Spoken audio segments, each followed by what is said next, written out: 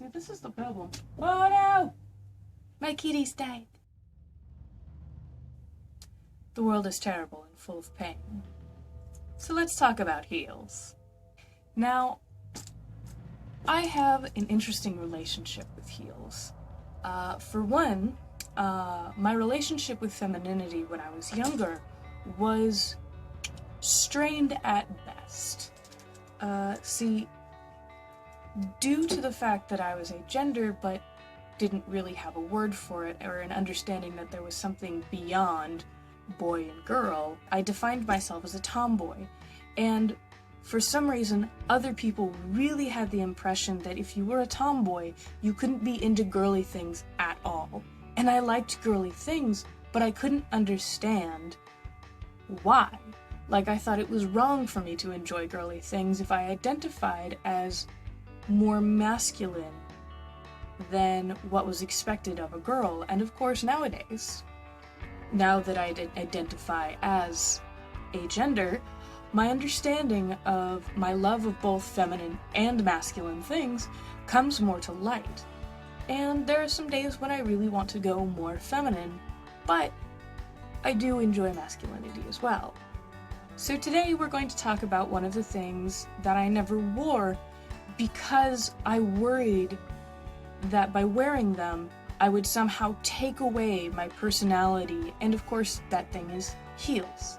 Now, I'm one of those people that can't do the in-between sizes. I can't do 2 or 3 inches. It's either flats or 6 inches or more, just like my sex life.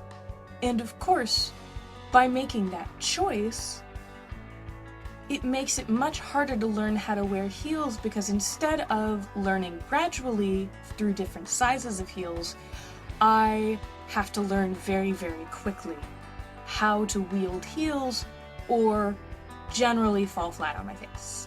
And that's what we're going to talk about today. Number 1, I like to be tall. Holy shit. I don't like being shorter than everybody in the room. I like being big. I don't know what it is. It could be, a status thing. It could be just that I like seeing the top of everyone's heads. It could just be that I like being able to see across the room. But I feel like the main reason was when I was a kid, I hit growth spurts very, very early on in my life. So I was taller, usually taller than everybody. Except for the teachers, obviously. So I like having short friends. I like dating shorter people. I just like shorter in general. It doesn't stop me from making friends or from dating certain people, but it is preferred. I do really like it. So when I wear heels, I want to wear heels. And I mean, you'll see it in the first pair of heels that I ever had that I wore more than once. Those things, I'm pretty sure, are about 6 inches on the heels, and I almost always have a platform on the toe. If I'm gonna be taller, I want to be a giant. Second thing, having very tall heels is really great. But unfortunately, when you have very tall heels and you live in San Francisco, you have to carry flats. Why? The hills. Why are heels a problem when it comes to heels? Well, let me show you. So I've just put a heel on this hill, and if I turn the camera so that it lines up with the house behind it, which is on level, you will see exactly how high on toe one has to go just to walk down this hill, and it's almost impossible. And this is not the steepest hill in San Francisco. And when you commit to the heel, you have to do this thing that I call the hill creature, where you have to follow the point of the shoe and you have to lean back further and further to compensate for how high you are going on your toes, and you just end up walking kind of back, like you're constantly trying to play a game of limbo. It's very awkward, so I just kind of avoid it. And I always carry a bag with me. a bag of some kind, small, big, whatever, that I can put my flats into, and I just carry my heels when there are hills involved. And when you're going down a hill, you can't really stop. Not only that, but when you're wearing heels this tall, you can't really stop anyways. You're gonna keep going forward. And that's another thing. The third thing is that when I'm walking in these, there isn't really a stopping. Like, I have to get used to moving around people as best I can, or plowing right through them. Thankfully, I have an amazing resting bitch face, so when people see me coming, they tend to just kind of jump out of the way anyways, and since I look like a giant in these, it's kind of easier to intimidate people. But, point is, dodging obstacles is not really a thing in boots this big, and falling is an option I don't want to take. Because have you seen the streets of San Francisco? Especially in Soma. You do not want to fall on any of that. Not pictured here, broken glass.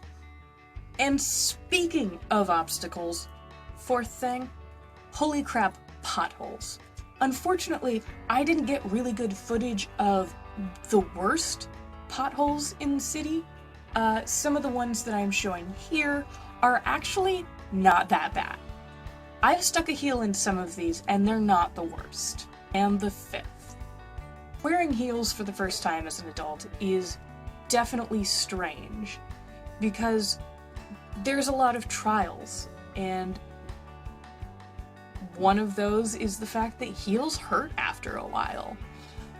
People often get insoles for them, they try to get very high quality heels, but the fact of the matter is, heels put your feet in such a weird position, you cannot possibly compensate enough so that your feet don't start hurting after a while.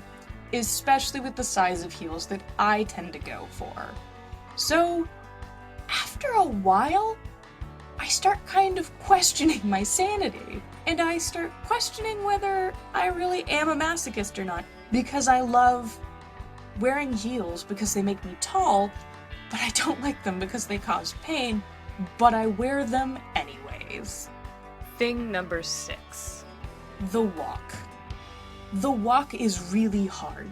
You really have to get it down. Because if you walk one way, you're kinda gonna look like you're stomping on stilts. And in a way, you kind of are.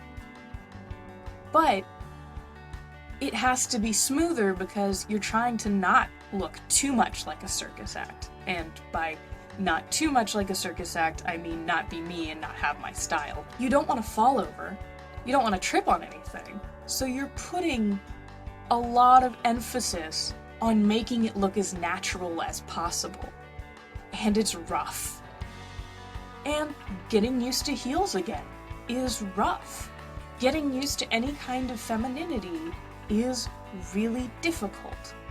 But I'm starting to become friends with it more and more again. And the more I become friends with my femininity again, the more I start questioning as to why femininity itself is not androgynous. Why we seem to believe that over-masculizing something, making something incredibly boyish or incredibly masculine, somehow makes it more androgynous than femininity does. And while I'm wearing my weaponized femme, because trust me, those spikes are actually sharp. They're actually quite dangerous. I do need to actually be careful when I go out walking in them, because I can kick balloons out of the air and pop them with those. I have proof shots, but as I'm walking down the street in my extremely feminine but very tough boots, I don't question my androgyny. The skirt kind of makes me feel a little too femme sometimes, but not the heels. And I will constantly wonder why things that are dubbed as feminine cannot be androgynous. because I still want that. I still want my androgynous femininity alongside my androgynous masculinity. And I guess that's something to think about. I hope you liked the video. If you want to, you can always hit that subscribe button or that like button. It helps me out. It helps anybody who wants to see this sort of content out there. And you have a good whatever time it is. And don't die on the way home.